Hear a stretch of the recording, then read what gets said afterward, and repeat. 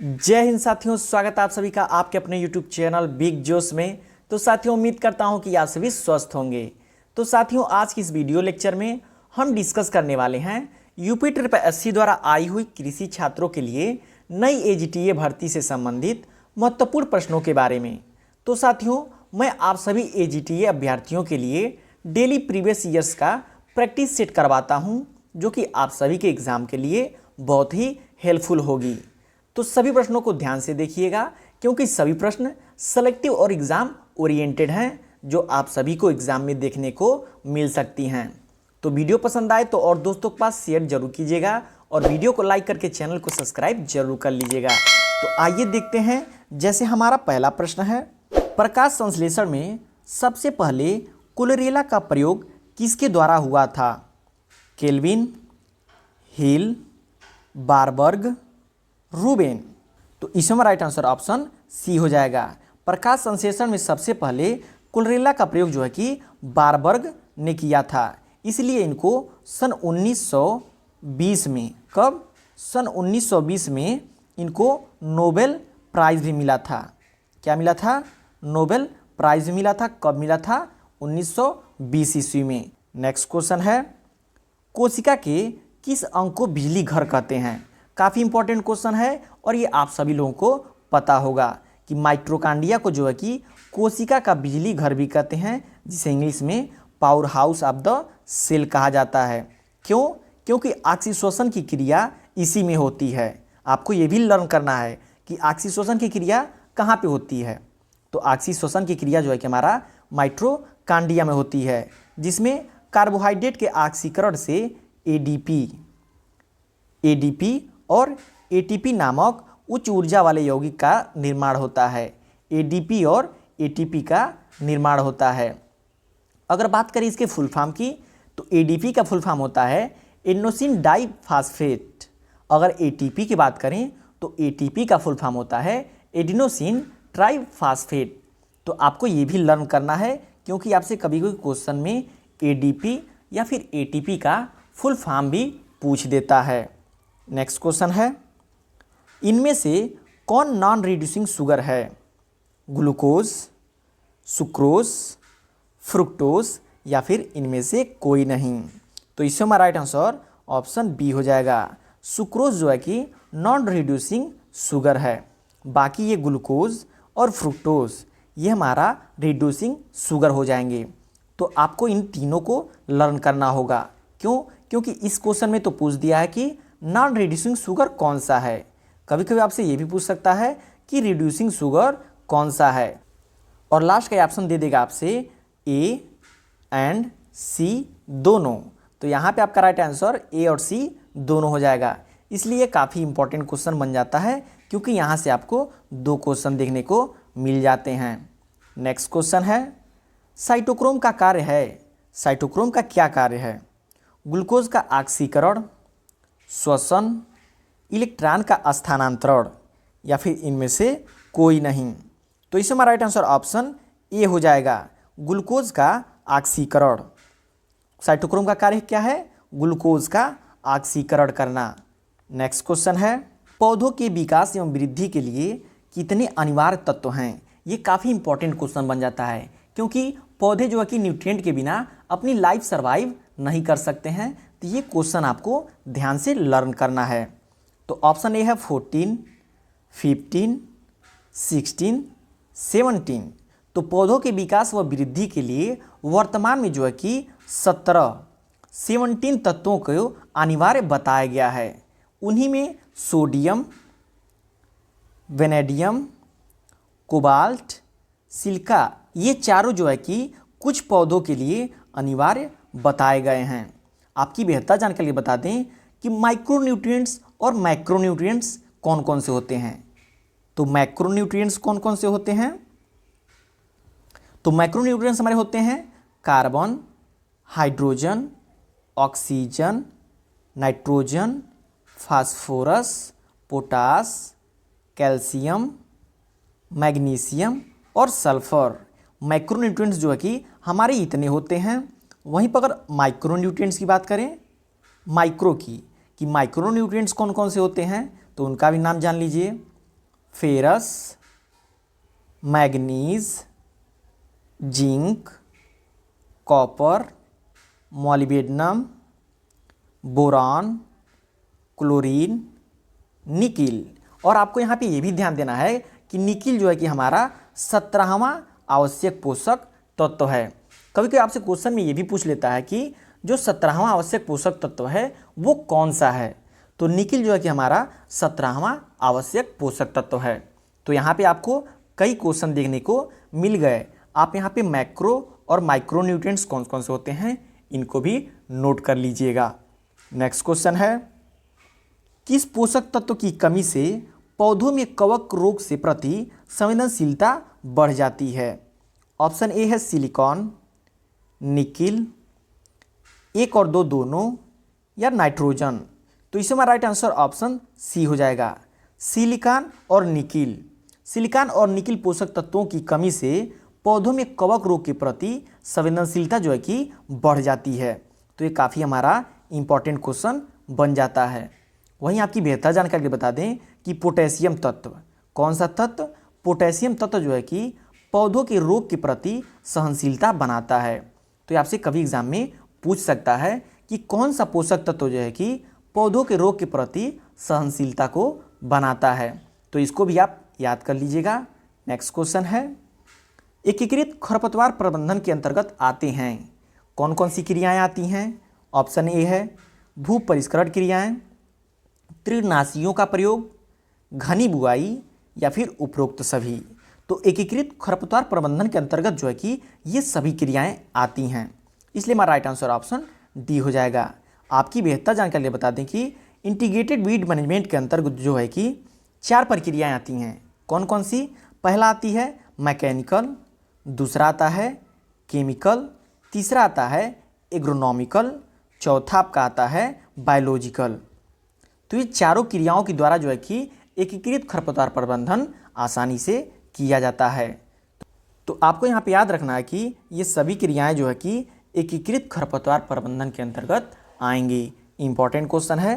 Next question देखते हैं, केले का अचानक पकना किसकी वृद्धि के साथ होता है? इंपॉर्टेंट क्वेश्चन है। ऑप्शन ए है ऑक्सिन, जीए, इथाइलिन, साइटोकाइनिन। तो आप सभी लोगों को पता होगा कि जो है कि फलों को पकाने के लिए जो है हमारा इथाइलिन हार्मोन काम करता है, इसलिए यहाँ भी राइट आंसर हमारा बी हो जाएगा, इथाइलिन। आइए थोड़ा इसको विस्तार से समझते हैं कि फलों को पकाने के लिए जो है कि इथाइलिन हार्मोन उत्तरदायी होता है। जैसा कि हमने आप लोगों को बताया है, जब फल पूरी तरह से विकसित हो जाते हैं तब उनमें इथाइलिन की मात्रा बढ़ने लगती है, जिससे फल पक जाते हैं। और वहीं अगर बात करें कि केले का अचानक पकने की, तो इसी हार्मोन के कारण होता है। अगर केले को कृत्रिम रूप से पकाया जाए तो इसमें इथ्रल का प्रयोग किया जाता है। किसका? इथ्रल का, जो कि क्या होता है? इथाइलिन का लिक्विड फॉर्म होता है। क्या होता है? इथाइलिन का लिक्विड फॉर्म प्रयोग किया जाता है। तो ये भी काफ़ी इंपॉर्टेंट क्वेश्चन बन जाता है। नेक्स्ट क्वेश्चन है, पौधों में सूखा प्रतिरोध किससे संबंधित है? ऑप्शन ए है ऋणात्मक वाटर पोटेंशियल, धनात्मक वाटर पोटेंशियल, पानी की आधिक्य से, या फिर इनमें से कोई नहीं। तो इसमें हमारा राइट आंसर ऑप्शन ए हो जाएगा, ऋणात्मक वाटर पोटेंशियल जो कि पौधों में सूखा प्रतिरोधी से संबंधित है। काफ़ी इंपॉर्टेंट क्वेश्चन है। नेक्स्ट क्वेश्चन देखते हैं, कौन सा एंजाइम सबसे पहले क्रिस्टल रूप में तैयार किया गया? देखिए ये वेरी वेरी इंपॉर्टेंट क्वेश्चन बन जाता है, क्योंकि सबसे पहले जो है कि ये एंजाइम जो है कि क्रिस्टल के फॉर्म में तैयार किया गया था। ऑप्शन ए है लाइपेज, जाइमेज, यूरिएज, या फिर इनमें से कोई नहीं। तो इसमें हमारा राइट आंसर ऑप्शन सी हो जाएगा, यूरिएज एंजाइम जो है कि सबसे पहले क्रिस्टल के रूप में तैयार किया गया था। आपकी बेहतर जानकारी के लिए बता दें कि एंजाइम शब्द का प्रयोग सर्वप्रथम कुहने ने, किसने? कुहने ने सन 1878 ईस्वी में दिया था। तो आपको ये भी लर्न करने वाली बात है, क्योंकि पूछ देता है एग्जाम में कि एंजाइम शब्द का प्रयोग सर्वप्रथम किसने किया था? तो कुहने ने जो है कि 1878 में किया था। वहीं पे आपकी बेहतर जानकारी बता दें कि सुमनर, कौन? सुमनर ने कब? सन 1926 ईस्वी में जो है कि लोबिया के बीजों से यूरियस नामक एंजाइम के क्रिस्टल प्राप्त किए थे। तो ये भी आपको लर्न करने वाली बात है, क्योंकि ये भी एग्जाम में पूछ सकता है कि सुमनर ने 1926 में किसके बीजों से यूरियस नामक रवे, जिसे क्रिस्टल कहते हैं, प्राप्त किया था। तो हमारा हो जाएगा सुमनर ने जो है कि लोबिया के बीजों से यूरियस नामक एंजाइम के क्रिस्टल प्राप्त किए थे। काफ़ी इंपॉर्टेंट क्वेश्चन है। नेक्स्ट क्वेश्चन देखते हैं।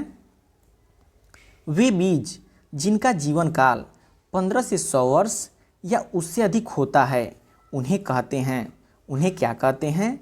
मीजोबायोटिक, मैक्रोबायोटिक, माइक्रोबायोटिक, या फिर इनमें से कोई नहीं। तो इसे हमारा राइट आंसर ऑप्शन बी हो जाएगा। 15 से 100 वर्ष या उससे अधिक वाले बीजों को जो है कि माइक्रोबायोटिक कहते हैं। वहीं अगर बात करें कि मीजोबायोटिक सीड की, कि मीजोबायोटिक सीड किसे कहते हैं, तो ऐसे बीज जिनकी आयु जो है कि 3 से 15 वर्ष तक होती है। कितना? 3 से 15 वर्ष तक उनकी आयु होती है, उन्हें मीजोबायोटिक सीड कहते हैं। अब बात करते हैं माइक्रोबायोटिक की, कि माइक्रोबायोटिक सीड किसे कहते हैं। तो वे बीज जिनकी आयु जो है कि 3 वर्ष तक होती है। कितना?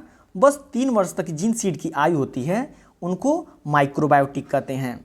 तो यहाँ पे आपको इन सभी को लर्न करना पड़ेगा कि जो है कि माइक्रोबायोटिक सीड कैसे कहते हैं। तो वे बीज जिनकी आयु जो है कि 3 वर्ष तक होती है। मीजोबायोटिक सीड किसे कहते हैं? ऐसे बीज जिनकी आयु जो है कि 3 से 15 वर्ष तक होती है। और वहीं पे मैक्रोबायोटिक जिनकी आयु जो है कि 15 से 100 वर्ष तक या फिर उससे अधिक होती है। नेक्स्ट क्वेश्चन है, निम्न में से कौन सा एक जल में घुलनशील विटामिन है? इंपॉर्टेंट क्वेश्चन है जो सभी एग्जाम में पूछे जाते हैं, नहीं कि बस एजीटीए के लिए, बल्कि ये सभी एग्जाम में पूछे जाते हैं। ऑप्शन ए है ए, ई, डी, सी। तो मैं आप सभी लोगों को बता देता हूँ कि जो जल में घुलनशील विटामिन होते हैं वो बस 2 ही होते हैं। कौन कौन से? B and C. बी और सी जो होते हैं कि जल में घुलनशील होते हैं। बाकी ए, डी, ई तथा के ये जो है कि वसा में घुलनशील विटामिन होते हैं और ये जल में घुलनशील विटामिन होते हैं। तो इसमें जो है कि सी हमारा राइट आंसर हो जाएगा कि सी जो है कि जल में घुलनशील विटामिन है। बाकी ये तीनों कौन से हो जाएंगे? वसा में घुलनशील विटामिन हो जाएंगे। नेक्स्ट क्वेश्चन है, पौधा किसकी अधिकता से मुरझा जाता है? अवशोषण, श्वसन, वाष्पीकरण, वाष्पोत्सर्जन। तो आप सभी लोग को पता होगा कि पौधा जो है कि अवशोषण के माध्यम से जल तथा खनिज पदार्थों को लेता है तो मुरझा नहीं सकता है। श्वसन करता है यानी कि वो स्वस्थ है। वाष्पीकरण है तब भी वो स्वस्थ है। लेकिन वाष्पोत्सर्जन जब उसके में होता है तो पौधा मुरझा जाता है। आप गर्मियों के दिनों में देखते होंगे कि हीट वेव के कारण जब वाष्पोत्सर्जन अधिक हो जाता है तो पौधे अक्सर मुरझाने लगते हैं। इसलिए हमारा राइट आंसर ऑप्शन डी हो जाएगा। नेक्स्ट क्वेश्चन है, आरा मक्खी किस फसल का प्रमुख कीट है? सरसों, मसूर, कपास, धान। तो इसमें हमारा राइट आंसर ऑप्शन ए हो जाएगा।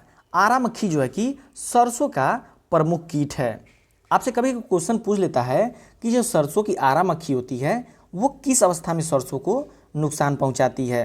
तो ये भी आप याद कर लीजिएगा कि सरसों की आरा मक्खी जो होती है वो सरसों की प्रारंभिक अवस्था में नुकसान पहुंचाती है। इंपॉर्टेंट क्वेश्चन बन जाता है। नेक्स्ट क्वेश्चन है, हेलिकोवर्पा अर्मीजेरा चना फसल की किस अवस्था को नुकसान पहुंचाता है? जमाव की अवस्था, फली बनने की अवस्था, परिपक्वता अवस्था, या फिर इनमें से कोई नहीं।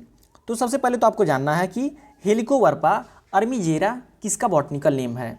आपको कभी कभी बस कीट का नाम दे देता है और बॉटनिकल नेम पूछ लेता है।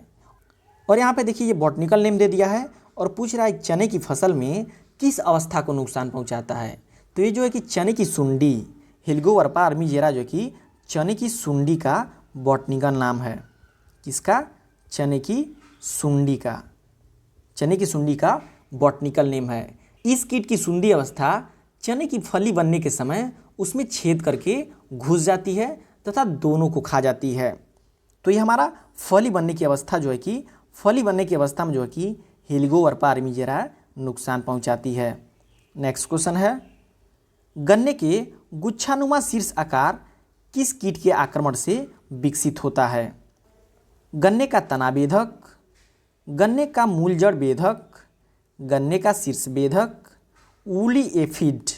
तो इसमें हमारा राइट आंसर ऑप्शन सी हो जाएगा, गन्ने का शीर्ष बेधक, जिसे टॉप बोरर कहते हैं। क्या कहते हैं? टॉप बोरर, जिसे टॉप बोरर भी कहते हैं। इसकी सुंडी हानिकारक अवस्था होती है, जो इसकी टॉप बोरर होती है, इसकी सुंडी जो है कि हानिकारक अवस्था होती है। इसकी सुंडी जो होती है जाइलम तथा फ्लोएम नलिकाओं को काट डालती है, जिसके मध्य कलिका सूख जाती है, जिसे डेड हार्ट कहते हैं। तो देखिए ये भी याद रखिएगा, कभी कभी आपसे क्वेश्चन पूछ जाता है कि किस फसलों में जो है कि डेड हार्ट नामक रोग होती है। तो गन्ने में जो है कि डेड हार्ट नामक रोग होती है, वो किसके कारण होती है? तो गन्ने का टॉप बोरर के कारण होती है। आगे देखते हैं कि इसके अलावा इसके ऊपरी सिरा की बढ़वार रुक जाती है तथा बगल से पत्तियां निकलती हैं, जिससे सिरा गुच्छेदार अथवा शाखामय हो जाता है। इसे ही जो है कि बंची टॉप कहते हैं, जिसे गुच्छ शीर्ष कहते हैं। तो ये काफ़ी इंपॉर्टेंट क्वेश्चन बन जाता है। नेक्स्ट क्वेश्चन है, आम का कौन सा कीट संगरोध, जिसे क्वारंटाइन भी कहते हैं, का महत्व है? क्वारंटाइन शब्द आप सुने होंगे जब कोरोना महामारी आया था उस समय। मीलीबग, पत्थर घुन, आम का फदका, आम की फल मक्खी। तो इसमें हमारा राइट आंसर ऑप्शन डी हो जाएगा, आम की फल मक्खी। अगर इसकी वैज्ञानिक नाम की बात करें तो इसका वैज्ञानिक नाम है बैक्ट्रोसेरा ड्रोसिल्स। यह कीट जो है कि आम के फलों को नुकसान पहुंचाता है और फलों में ही निवास भी करता है, इसलिए इसके लिए क्वारंटाइन में इस कीट का निरीक्षण किया जाता है। इसलिए हमारा राइट आंसर ऑप्शन डी हो जाएगा। नेक्स्ट क्वेश्चन है, नोजल एक हिस्सा है, नोजल किसका हिस्सा है? हैंड कंप्रेसर स्प्रेयर का, साइनो गैस पंप का, रोटरी डस्टर का, या फिर इनमें से किसी का नहीं। तो आप सभी को पता होगा कि जो किसान भाई होते हैं अपने खेतों में इंसेक्टिसाइड या फिर हर्बिसाइड को स्प्रे करने के लिए हैंड कंप्रेसर स्प्रेयर का प्रयोग करते हैं, जिसमें नोजल लगा होता है। नोजल के द्वारा जो है कि पानी की बूंदों के आकार को घटा और बढ़ा सकते हैं। नेक्स्ट क्वेश्चन है, कीट नियंत्रण के आधुनिक प्रयास हैं जैविक नियंत्रण, रासायनिक नियंत्रण, IPM एकीकृत पीड़क प्रबंधन, यांत्रिक नियंत्रण।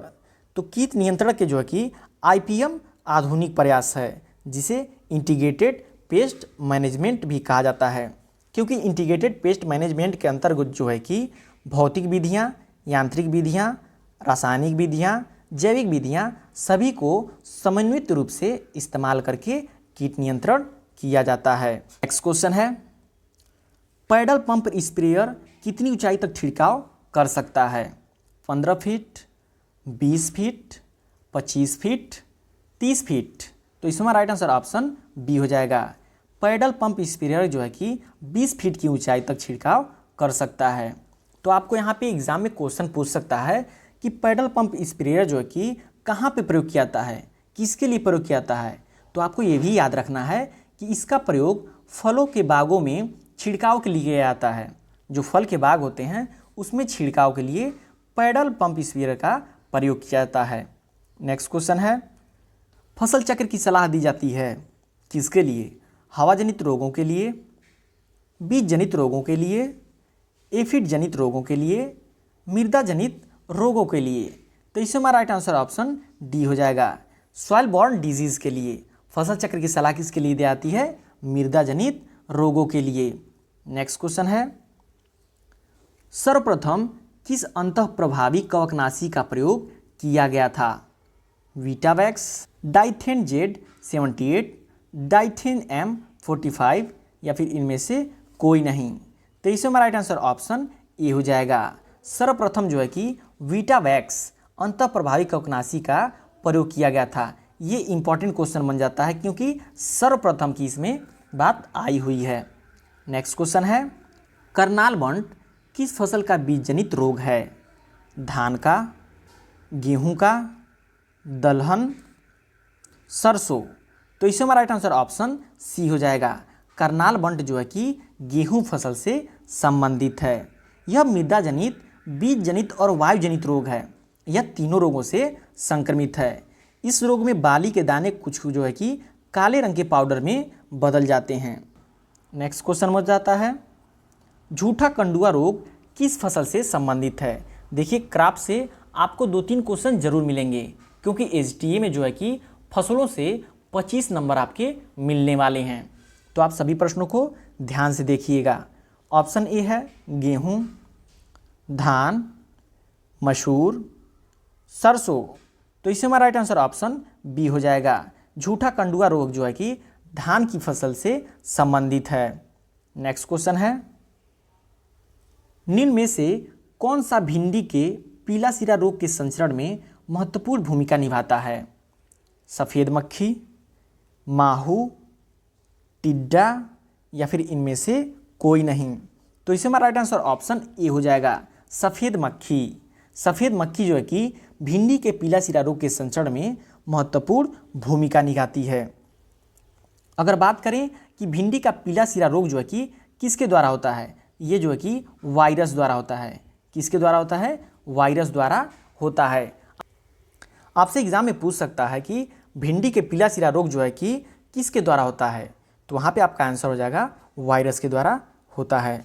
नेक्स्ट क्वेश्चन है, संकर धान की 1 हेक्टेयर धान की रोपाई के लिए नर्सरी बीज की दर होगी, क्या होगी। 40 से 42 किलोग्राम, 30 से 32 किलोग्राम, 25 से 27 किलोग्राम, 18 से 20 किलोग्राम। तो संकर धान के लिए जो है 1 हेक्टेयर में धान की रोपाई के लिए नर्सरी का बीज जो है कि 18 से 20 किलोग्राम का प्रयोग किया जाता है। इसलिए हमारा राइट आंसर ऑप्शन डी हो जाएगा। अगर वहीं पे बात करें कि एसआरआई विधि से, किससे, एसआरआई विधि जो कि नई विधि है, इसके लिए 1 हेक्टेयर धान की रोपाई के लिए कितने सीड का प्रयोग किया जाता है, तो ये भी आप लर्न कर लीजिएगा, 5 किलोग्राम। एसआरआई विधि के लिए 1 हेक्टेयर धान की बुआई के लिए 5 किलोग्राम सीड का प्रयोग किया जाता है। नेक्स्ट क्वेश्चन है, नींबू के खैरा रोग के लक्षण पौधे के किन भागों पर आते हैं। पत्तियों पर, शाखाओं पर, फलों पर या फिर इन सभी पर। तो इसमें हमारा राइट आंसर ऑप्शन डी हो जाएगा, क्योंकि नींबू के खैरा रोग जो है कि लक्षण पौधों के सभी भाग पर आते हैं। आप देखे होंगे कि पत्तियों पर भी आते हैं, शाखाओं पर भी आते हैं और फलों पर भी आ जाते हैं। आपकी बेहतर जानकारी बता दें कि यह एक बैक्टीरियल बीमारी है। आपको ये भी याद रखना है कि जो कि नींबू का कैंकर रोग जो होता है, यह एक बैक्टीरियल बीमारी है। अगर पूछ दें कि यह किसके द्वारा होता है, तो यह जो है कि जैंथोमोनास सिट्री द्वारा पैदा होता है। ये काफ़ी इंपॉर्टेंट क्वेश्चन बन जाता है। आपको ये भी याद रखना है कि यह एक बैक्टीरियल बीमारी है और जैंथोमोनास सिट्री द्वारा पैदा होता है। नेक्स्ट क्वेश्चन है, निम्न में से कौन सा अंतःबीजोट रोग है। जौ का आवृत कंड, गेहूं का अनावृत कंड, ज्वार का दाना कंड, बाजरे का कंड। तो इसमें हमारा राइट आंसर ऑप्शन बी हो जाएगा। गेहूं का अनावृत कंड जो है कि अंतःबीजोट रोग है। आपकी बेहतर जानकारी बता दें कि गेहूं का अनावृत कंड, जिसे लूज स्पॉट ऑफ व्हीट रोग कहते हैं, यह अंतःबीजोट जनित रोग है। इसका कारक क्या है, अस्टिलियोगोन्यूडा टिटिसाई। इसका कारक भी आप लोग याद रखिएगा कि इसका कारक अस्टिलागोन्यूडा टिटिसाई है। इसके उपचार के लिए जो है कि गेहूं को गर्म पानी में या फिर धूप से उपचारित करते हैं। तो यहाँ पे आपका इसका उपचार भी पता चल गया, आप इसको भी लर्न कर लीजिएगा। नेक्स्ट क्वेश्चन है, निम्न में से कौन धान के खैरा रोग के नियंत्रण की खोज के लिए जाने जाते हैं। Doctor Y L. Nene, doctor K C. Mehta, doctor R S. Singh, doctor A N. Mukhopadhyay. तो इसमें राइट आंसर ऑप्शन ए हो जाएगा, वाई.एल. नेने ने। आइए थोड़ा इसको विस्तार से जानते हैं। धान का खैरा रोग जो है कि जिंक की कमी से होता है। ये भी आपको याद होना चाहिए कि धान का खैरा रोग जो है कि जिंक की कमी से होता है। इस रोग के कारण धान की ऊपरी पत्तियां पीली लाल धब्बों के साथ हो जाती हैं। इसका खोज जो है कि वाई.एल. नेने ने सन 1966 में, कब, सन 1966 में किया था। और इसके रोकथाम की बात करें कि इसकी रोकथाम कैसे की जा सकती है, तो इसकी रोकथाम के लिए 5 kilogram zinc sulphate, 5 kilogram zinc sulphate और साथ ही में 2.5 किलोग्राम कितने 2.5 किलोग्राम चूना को 1000 लीटर पानी में कितने 1000 लीटर पानी में घोल बनाकर प्रति हेक्टेयर की दर से छिड़काव करना चाहिए। नेक्स्ट क्वेश्चन है, भारतीय पशु चिकित्सा अनुसंधान संस्थान स्थित है मथुरा में, भरतपुर में, पटना में, बरेली में। तो भारतीय पशु चिकित्सा अनुसंधान संस्थान जो है कि इज्जत नगर बरेली में, कहाँ इज्जत नगर जो कि बरेली में है वहाँ पर स्थित है। अगर वहीं पे बात करें कि केंद्रीय पक्षी अनुसंधान संस्थान की, तो ये भी इज्जत नगर बरेली में ही स्थित है। तो यहाँ पे आपको 2 क्वेश्चन लर्न होने चाहिए कि भारतीय पशु चिकित्सा अनुसंधान संस्थान जो है कि इज्जत नगर बरेली में स्थित है, और केंद्रीय पक्षी अनुसंधान संस्थान की बात करें तो ये भी जो है कि इज्जत नगर बरेली में ही स्थित है। नेक्स्ट क्वेश्चन है, सिंचाई की स्प्रिंकलर विधि सर्वोत्तम होती है, कहाँ पर सर्वोत्तम होती है? ऊंची नीची भूमि के लिए, अच्छी समतल भूमि के लिए, भारी भूमि के लिए, उपरोक्त में से कोई नहीं। तो इसमें हमारा राइट आंसर ऑप्शन ए हो जाएगा। स्प्रिंकल विधि का सर्वोत्तम प्रयोग जो है कि ऊंची नीची भूमि के लिए किया जाता है। आपको यहाँ पे एक पॉइंट नोट करना है कि यह विधि जो है कि धान और जूट को छोड़कर, किसको? धान एवं जूट को छोड़ करके सभी फसलों में किया जाता है।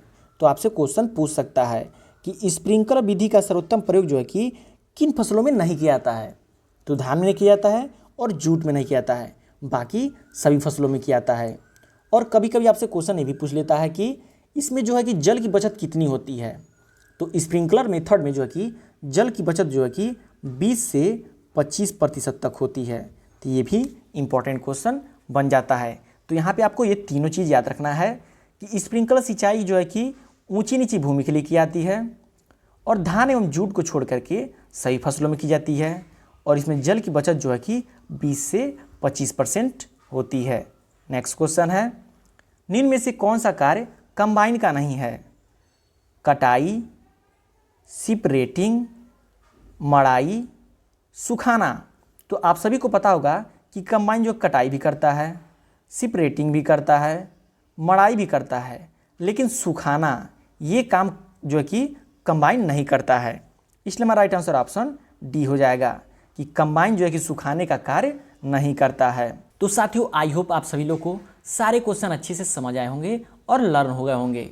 तो साथियों, मैं आप सभी के लिए डेली इसी तरह से एग्जाम ओरिएंटेड सेलेक्टिव क्वेश्चंस लेकर आते रहते हैं। तो वीडियो पसंद आया हो तो लाइक जरूर कीजिएगा, चैनल को अब तक सब्सक्राइब नहीं किया तो चैनल को सब्सक्राइब जरूर कर लीजिएगा।